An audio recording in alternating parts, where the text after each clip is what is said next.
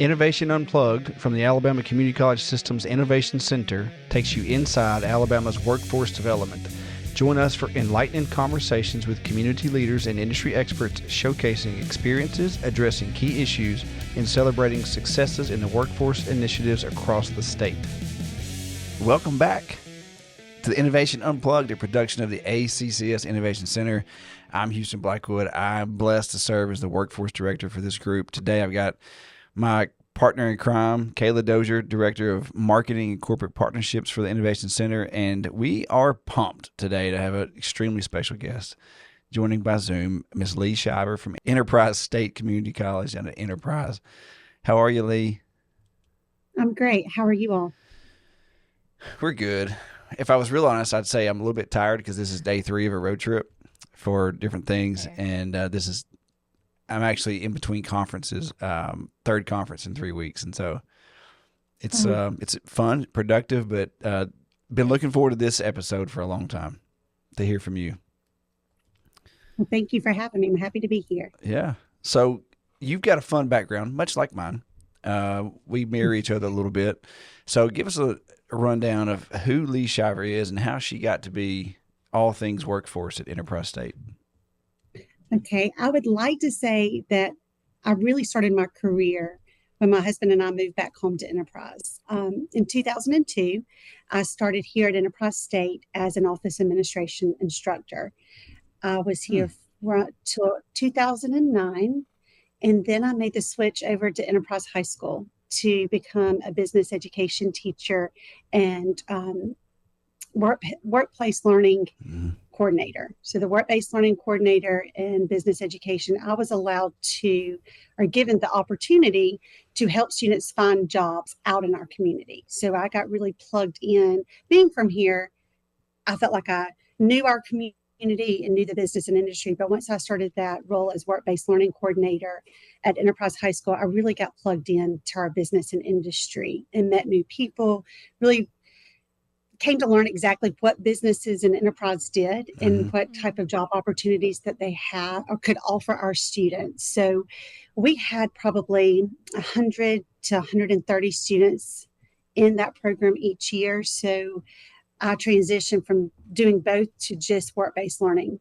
And then I went back to school. And in 2018, I started as the Career and Technical Education Director at Enterprise City Schools and Principal at our Career Tech Center. So I got my educational leadership in 2017. I just saw an opportunity and I wanted to continue to grow the Career Tech program at Enterprise City School, starting from our junior highs all the way to our high school. So I was given that opportunity in 2018. And then in 2020, I came back to Enterprise State. So I did a little backwards. I started post-secondary, went to secondary, and then back to post-secondary. But I thought, with the opportunities that I had been given with Enterprise City Schools and the relationships that I had made within our communities, that this would be a good, change for me to get a workforce director at Enterprise State. And so I started in 2020, middle of COVID, and this October will be 4 years that I've been here. Okay. I got the director job at Calhoun officially like February 20 of 2020. So I got all these big plans, and then we get that email like March 10th. It's like, go home. I'm like, oh, great. I just started. So that's cool. I was towards the back end. I was October of 2020. So my COVID experience was in K-12. Man. And, trying to separate those high school students and keep track of transportation and whatnot. So it was a challenge, but we got through that. And then in October 2020, I made the move back here to Enterprise State. What's the big lesson that you learned out of that COVID experience with the high schools that you also brought with you to Enterprise? Oh, goodness. There were a lot of lessons learned. I think COVID let us see some weaknesses we had in education. It allowed us to take a step back and figure out new ways. How do we really provide instruction? What is the most efficient and effective way we can do that?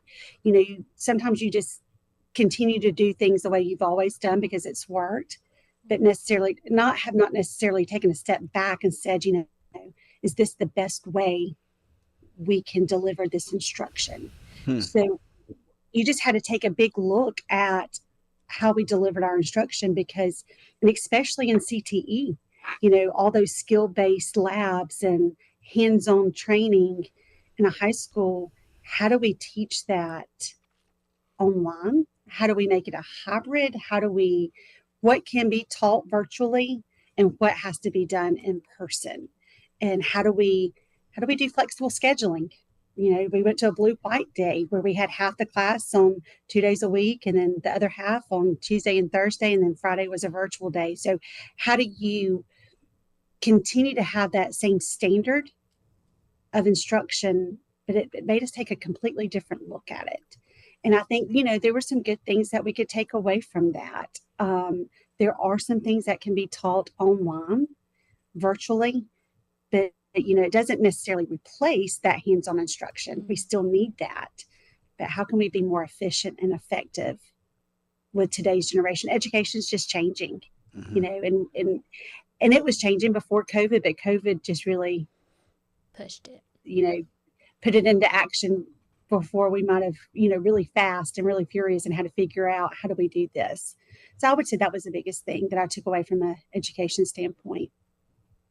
I think too, just hearing you describe those things really speaks to how adaptive you've been with Skills for Success and the changes and incorporating it into maybe, the first year or two that you were director, and then now this new thing in 2022 rolls out called Skills for Success, and you're like, okay, I remember meeting you for the first time, and like both of our eyes are big when they're introducing Skills for Success for the first time. And so I think too, with high school now being a part of the offerings for Skills for Success, how has that translated from your previous experiences to now offering it through Workforce at Enterprise?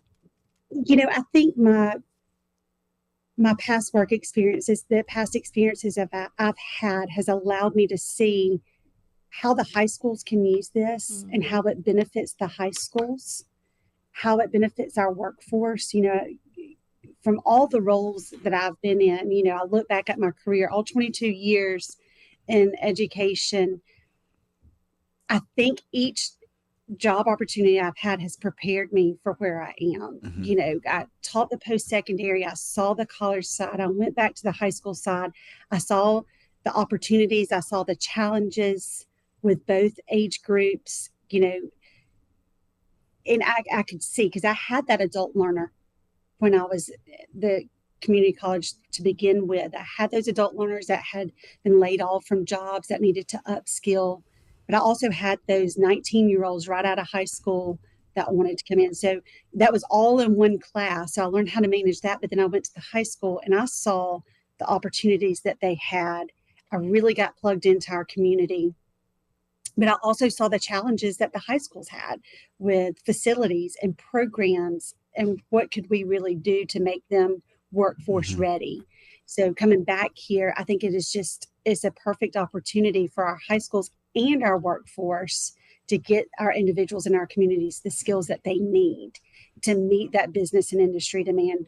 COVID really exposed on the business and industry side a workforce, I don't want to say problem, but a shortage, of we need skilled workers.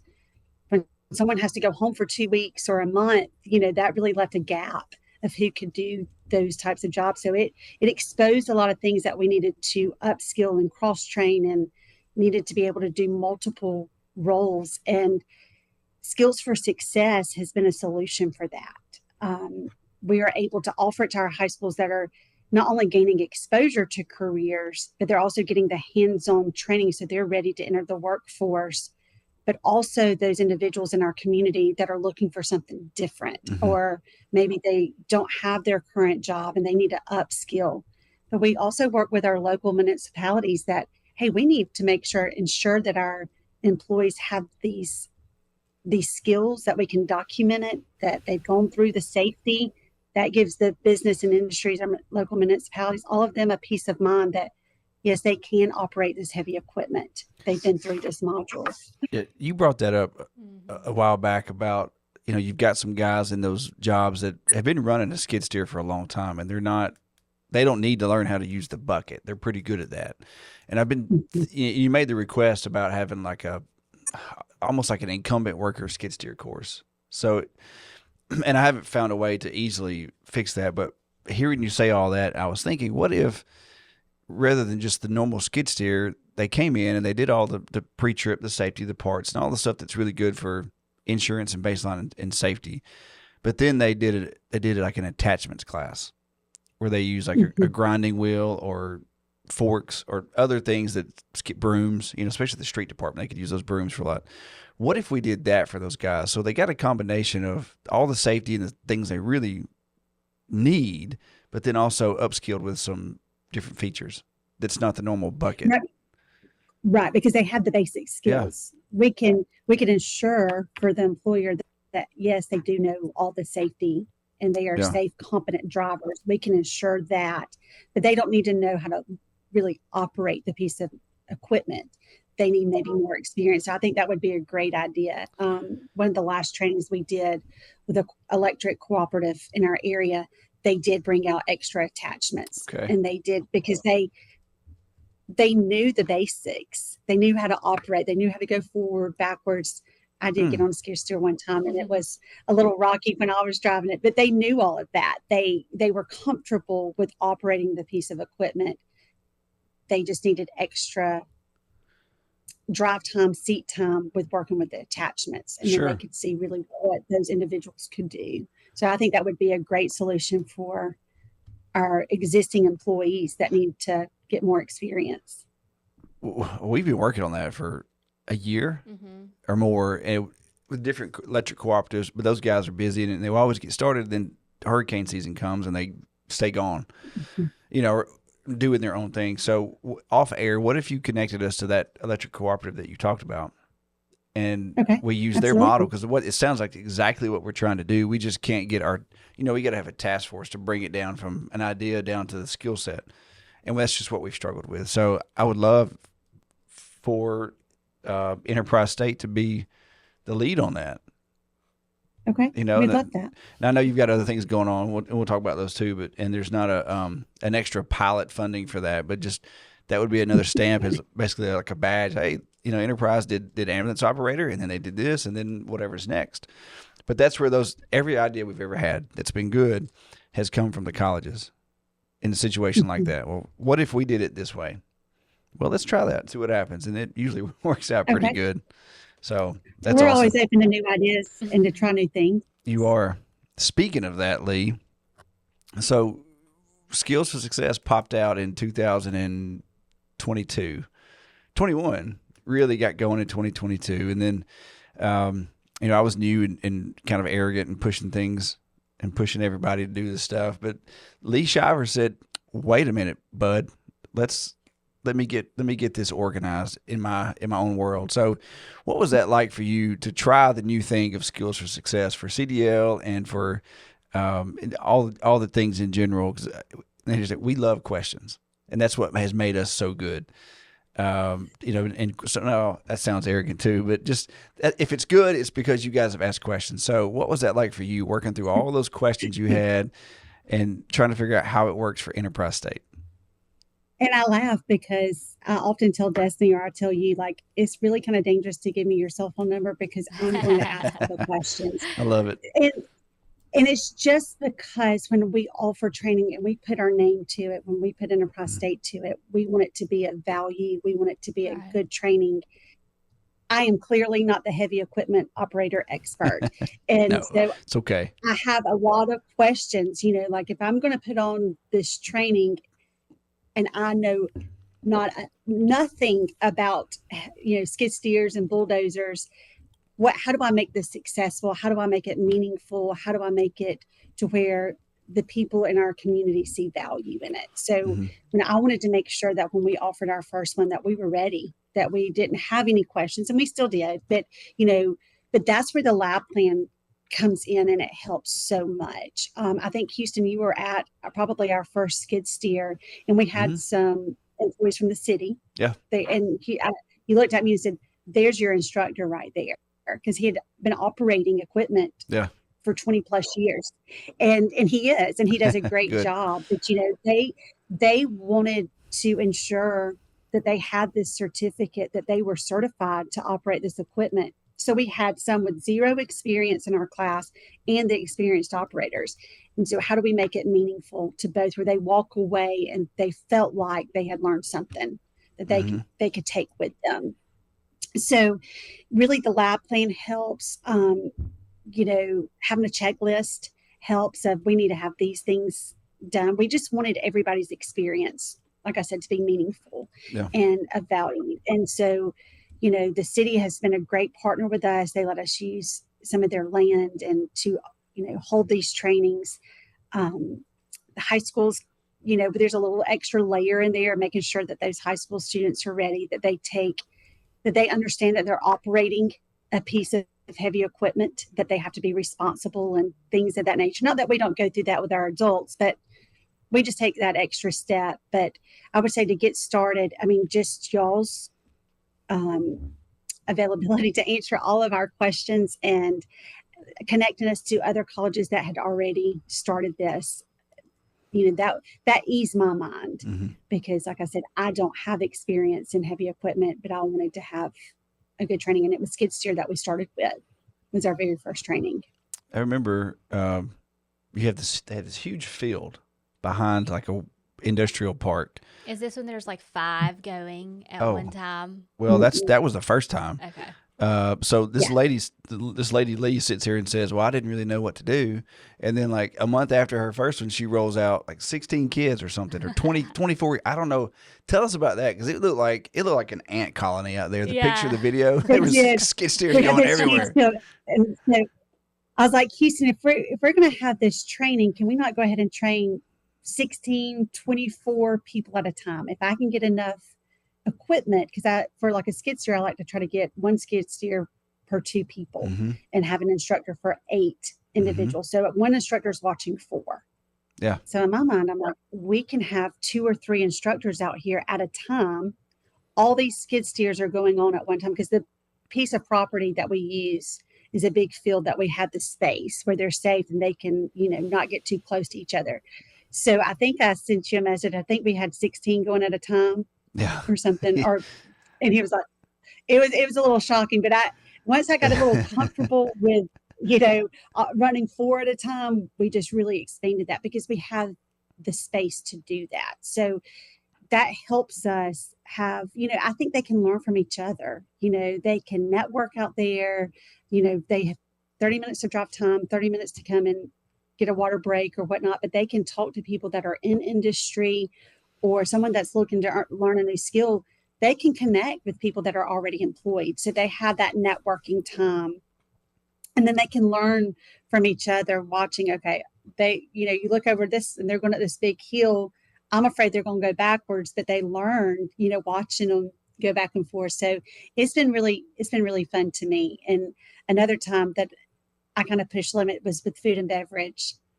I think the lab was written for 8 at a time. Yeah. And I called and I said, "Hey, we've got 24. I think we had 30 in a class." You had a whole grade level. Yeah.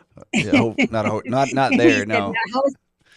How is this going to work? And I was like, I think we can make this work. And because it was in a high school, and that teacher's she has a classroom of 30. That's how she delivers her instruction. But we spread it out over a month to ensure that everybody could have their checkoffs and stuff. And it worked great. I just want to try to make it work, in any way I can. And if we need a big class, how can I make that work? Yeah, the high school food and beverage is probably one of the few that can really be busted out that way, because they often have the facilities and all the equipment materials. It's really hard to do with skid steer. I think Leah Bigby is working on something with Hoover City. They've got a construction academy, but they don't have the kids there all day, so they need to bust it up over a couple of weeks really.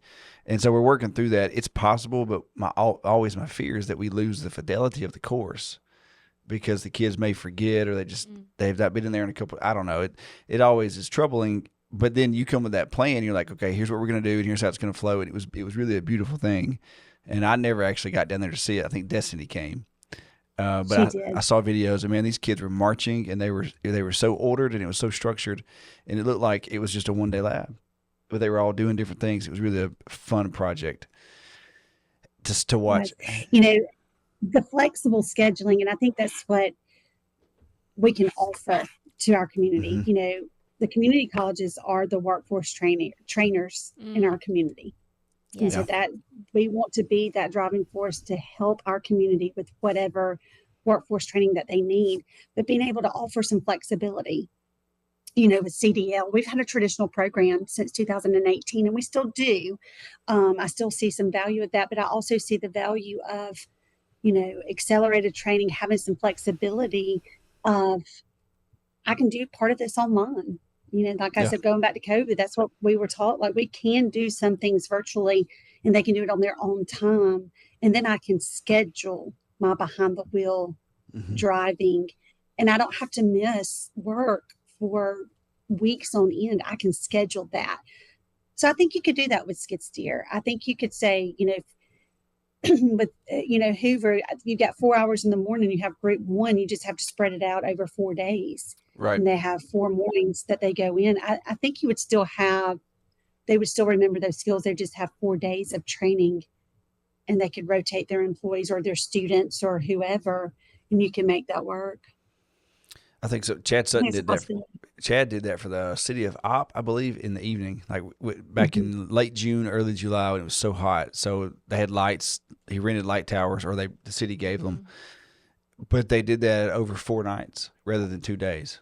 And they started, you know, it was 4 to 8. So it worked out well. And I agree with you completely. And we're totally okay with that. Not many people do or have busted it up that way. So I'm eager to see how those things go.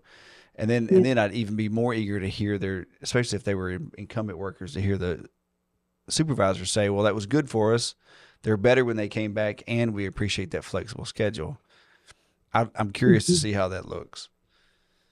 You know, with our business and industry, when they're already tight for employees and they need all hands on deck, you know, for production or whatnot, having some flexibility helps them, and they are more willing to say, okay, you can have them for 4 hours or how many ever hours, what that looks like, you know, because I can swap my shifts out, and I can still have production here and still get their job done here, but then also invest in our employees. So I just think it gives them more options. Kailah, when you go ahead.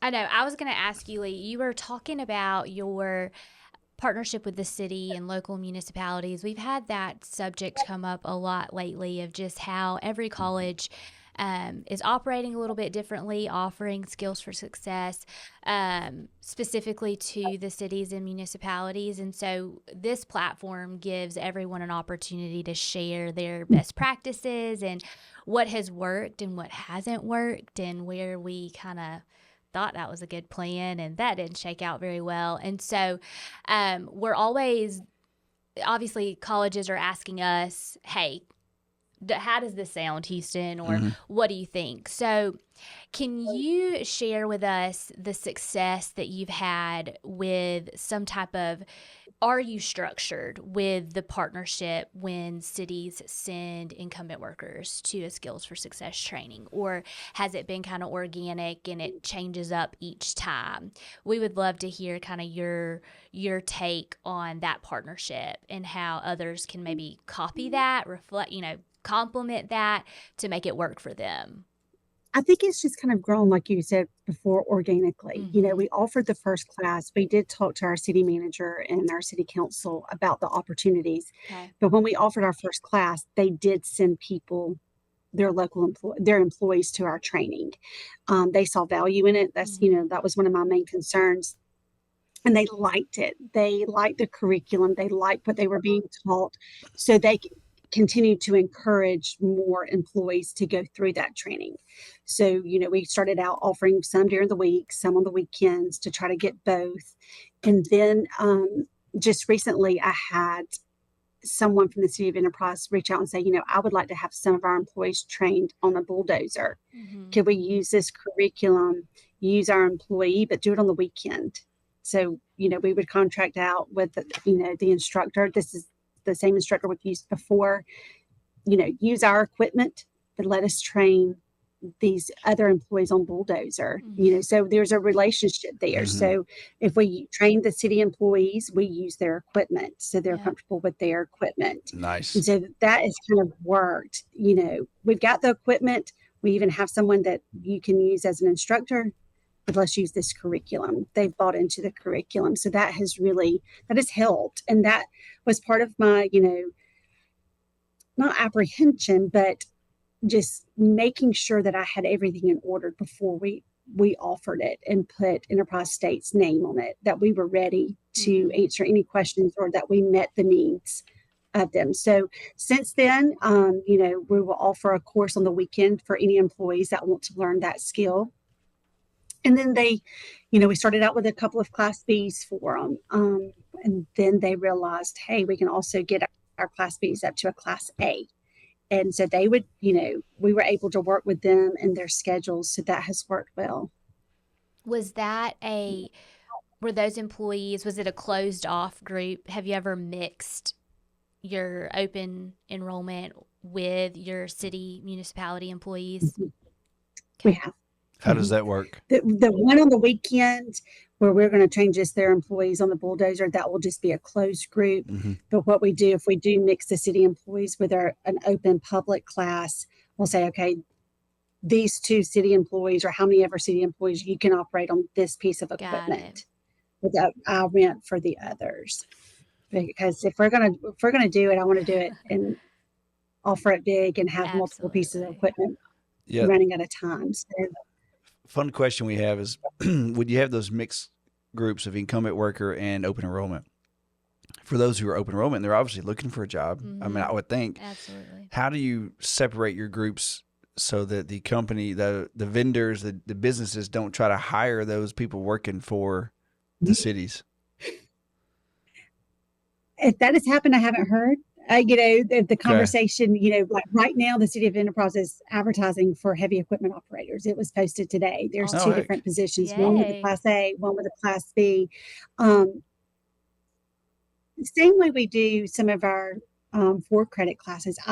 Because in our advanced manufacturing, which is not skills for success, but in those classes, we will have people from business and industry, our traditional college students, and dual enrollment students. Yeah. And I'm really big on relationships. And I believe the more relationships that they can build and networking that they can do, that is better for the individual, it's better for the company. So whereas they might not necessarily be ready for a job now, if they start looking for a job, they will remember that person that worked with the city or for that company. And they have a relationship and they know who to go talk to. It's not as intimidating. And they learn about job opportunities. One of the fiber classes we did have people from business and industry. We had a couple of high school students. Really? And people from the public. Wow. And so, what was that like? Tell us all about that. Because I don't know that's been done. I don't know it's been done that way. Tell me more. It's great. I mean, to me, a student's a student. I don't want to separate that. I just want, if they need this training, let's put them in there. So we had some come from Geneva County. I think we had one from Geneva County and a couple from Dale County, and they drove in because it wasn't like a school sponsored one, but their high school principal said, yes, you can do this. And then we had from a local municipality, they brought in a couple, and then we opened it up to fill the class to the public. So it was great. It was really, really good to see the conversations, people that had been experienced in working with fiber, and then students that were just interested in it. They learn from each other. Those younger ones just had, they were eager, they have new ideas, but then they also could learn from that seasoned employee. So I like to mix a class. I do. Now we have had a full class with like an electric cooperative, but I like to mix them. I like the networking. I like the possibilities that can come from that. So it works great. That's cool. Especially if we can hold it here. If those high Yeah. school students can go off site, if their principal will allow them to go off site, then we can do that. We can't do that, of course, at a high school. No, and that's a trouble. Not trouble. I mean, it's just the practice. You're not taking strangers or even businesses to high school. But I love that idea that those principals basically just signed those kids up for a field trip and said, "Go get it." We did that when before I left Calhoun. We had some young men in one of the county schools there that wanted to be line worker, and it was a 7-week program. And I'm like, "Well, Robbie, like they can't take it just any time. Like we have certain schedules." And so there was a spring course that was starting it was a summer course, but starting like the last week of May. And I said, "Listen, they're seniors. They're not doing anything in that school. They need to get out of the building anyway." And he was like, "You're right." So he went down, got it all worked out. The board approved, and they actually ended up going through line worker. And then the next fall, they started putting kids through CDO Class B to work in the county with like the county commissions. And it wasn't huge numbers, but they immediately saw the value of a field trip, and so they sent them. And I love that. I hope that we get this fall, this next spring, with the K-12 offerings especially, I hope that we get to more immersive experiences, because it's fine to do these food and beverage hotel ops in Miss Smith's classroom. It works. We can check off. They see it. But, man, how cool is it if they get a field trip to go down to Granny's Country Kitchen and do some food and beverage there with real customers maybe, or on a day it's closed. And, man, how much better is that at letting them know I like it or I don't? And then now we know something. Exposure, because they don't. Yes, we want them to decide what career track they want to be in, but again, part of career and technical education is to give them exposure to multiple industries, all 16 career clusters. They get in it. I'm really good at this, or this really isn't my thing, and that's just as beneficial as learning what really is their niche, what they're good at.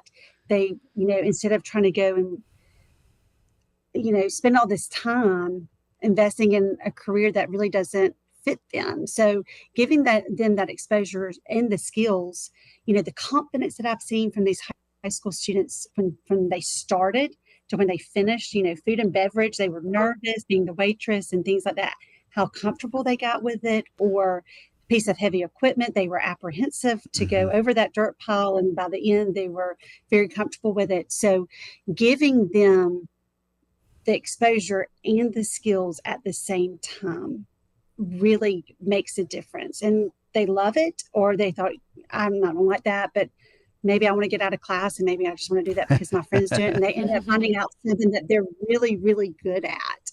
So I've seen that and seen the high school students' confidence increase. Even, our public, our adult learners, seeing their confidence increase. A cool story though, what you were talking about, marrying them with business and industry. We have a company in Troy that scholarshiped 4 students they interviewed 4 students to go through the CDL Class B.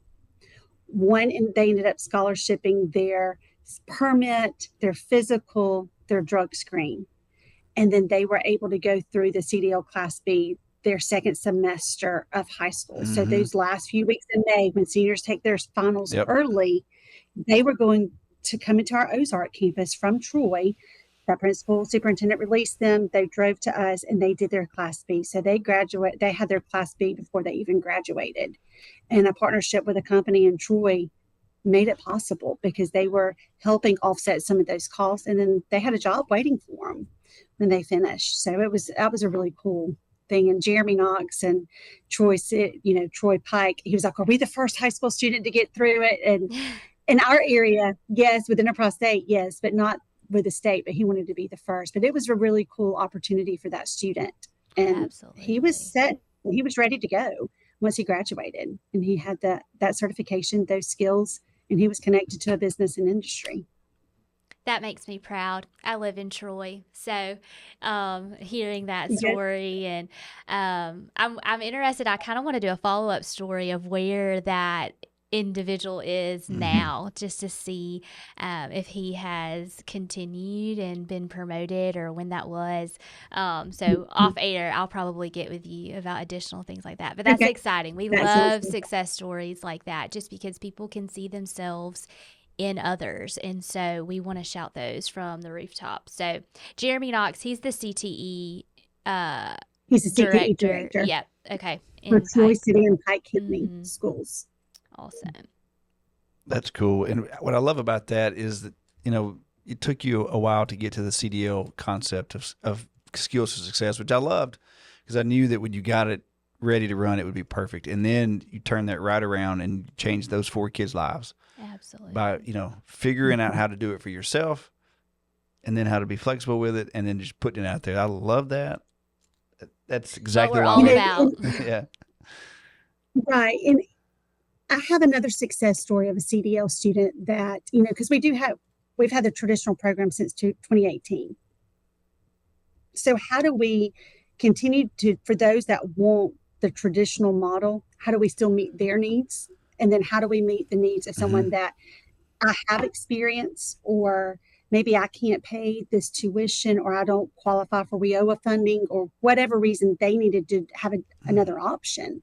So I had a student, it's been this semester, that came to us. He had his permit, he had his drug screen, he had his physical, he was ready to go.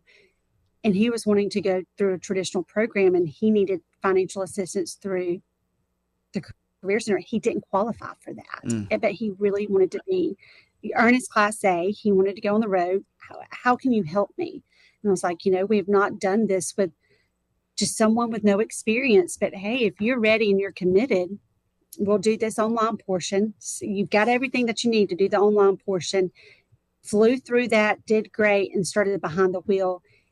He was probably 3 to 4 weeks. I mean, zero experience, but it worked, and our instructor has been, teaching for us for 6 years, and he takes his job seriously because it is an important job and a necessary job, but it is very important to him to have competent, safe drivers on the road, that when they're out there, that they meet a standard, and he will not, schedule them for testing until he feels 100% sure that they are ready.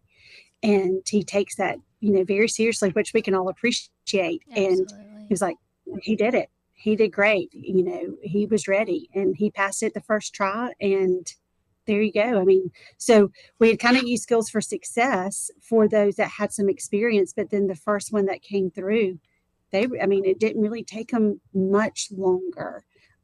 I think it might have been 4 weeks because the student was a little nervous. Like, what if I don't finish in 3 or 4? I was like, you're going to stay here until you're ready. You can continue to come and continue to practice until you're ready. But that we have that option because I believe we have both, so our instructor is here. He is one of our instructors, is not someone we're hiring. He's here 40 hours a week. Yeah. So you come, you practice, you drive, and we're going to, we will not schedule your test until you're ready. And he passed the first try. He was so excited. He did great. And really just kind of eased us into, yes, we can do this, because we've been working with local municipalities of training from a Class B to a Class A, just someone just from the public, zero experience, did not grow up on a farm, did not have it would be like me trying to go through it, but he was successful and he did great. Oh, I was about to say that story is extremely powerful because we exist to provide those options for you and for our local community colleges. And I think that we're breaking those barriers and breaking through the status quo of we've always done things this way, and that individual, that life is changed. Yeah. They didn't hear a no from you. They didn't hear, hey, it's not really how we do things, call us back in a month, like that right there. I want others, it's not about me, but we need others to hear how you took a step back, you paused, you thought about it, you looked at the individual, and you said, hey, we're going to figure out how to make this work. We know how it works for other people. And so thank you for sharing that, because that truly is why we exist, even for the one, right? It's a big deal. Right. And, he doesn't have to be defined by that 3 weeks, and our instructor knows that. And he was, we're willing to do what it takes to get them to where they're ready.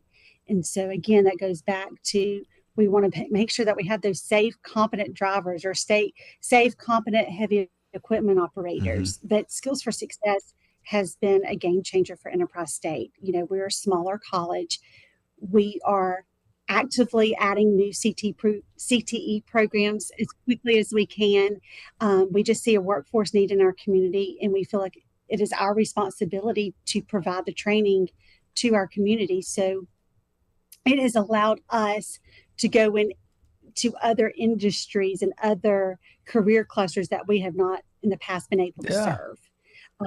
And so, we have not been in construction or anything like that. So allowing us having the opportunity to now provide this training to our service area has been great for us. It's been great for our high schools. It's been great for our community members and business industry. It's been a win-win for everybody, for sure. And I'm excited to see the new programs that are going to roll out to cover all the different career clusters. And we're building a workforce training center. We're excited to say that. And we're starting an automotive program. This is first year, a welding program the first year. We'll move our advanced manufacturing, but we'll also have a flex space. And that flex space is for non-credit training. Yep. We just have an open room. What does that look like? We don't know. We just want to be ready to have a training space for whatever our community needs and what comes our way. What does that look like in 5 years? We don't know, but we want to have a space for that. And that so flex, we're excited. That's incredible. I've heard everybody has a different plan that's building one of those. I think there's a lot of those projects. But that flex space, I'm always curious. No walls, nothing.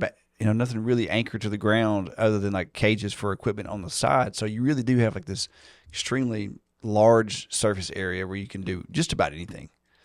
If you need to, even we ask for a lot of air and a lot of power. Yeah. And the air compressors come from whatever we need. What do you think we might need? And again, I am the business teacher. I don't necessarily know all those answers to those questions, but we've, met with a lot of people.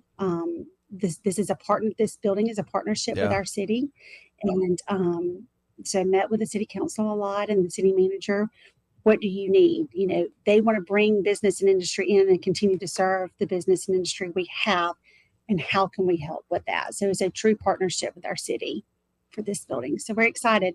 Hopefully August of 25, it will open. Oh, okay. I thought you mean in August this year. Like, whoa, okay. 1 year. Yeah. 1 year. So that's exciting. That is so exciting. Good for you. I know you're going to take that space and just smash all the barriers. All the, we've never done it that way kind of attitudes and just, it'll be the most elegant smashing. It will be. So elegantly smashed. Right. Can that be the title of this one? Elegantly smashed. Elegance I don't in know work. about that. No, elegance in workforce. Well, conversation. That's Leigh. I know. Like, that's you. Like Yeah. what I want to be when I grow up. I'm just kidding. When I grew up, I want to be that guy that used to smash watermelons on the comedian stage. What was his name? Oh my You remember gosh. him? You're not old enough to know. Mm-mm. Doesn't matter. Neither is Leigh. What are you No, Lee's talking my about? age. He had the long hair and he would just had this huge mallet and line people up and just smash what. We were way off topic. Nice. So elegant conversations, elegance in workforce, whatever. You're the title maker. We'll come up with a good title. Hey Leigh, we're way out of bounds and we're way over time. We're gonna get cut off and get a hook around our neck. Final thoughts from you in all things Enterprise State. What does the world need to hear from you in 1 minute or less? That's tough. I don't know. I think the common theme at Enterprise State is we want to try to find a way to make it work. Whatever that need is and whatever that request is, and what can we do to serve our community? We fully believe at Enterprise State that we exist to serve our community, and let's break down those barriers. Let's figure out what needs to be done and figure out a way. And I think that's how Skills for Success has helped us to meet those needs. But, we don't like to say no. Sometimes we'll say yes, and then we have to figure out a way to make it work. But, Yeah. From the top down, from our president down, that has just been the common theme, that we are here to serve our community. And that's what we want to do. You're doing it very well. We appreciate all of the questions, all the new ideas, all the can we do it this ways, because that's what makes everything better, and that leads over to other colleges and other ideas, and way leads to way, and you are leading the way, and we appreciate that. Absolutely. Just please don't block my number, correct? So I can continue to ask those questions. So y'all are probably like, oh goodness, that's Leigh again. No, never.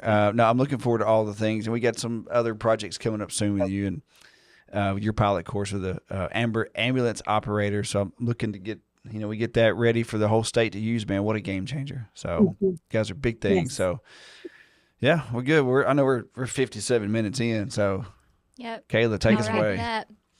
Thanks for joining us again on another episode of Innovation Unplugged. Please do not forget to like, subscribe, and follow us on all our social media platforms. Have a great day.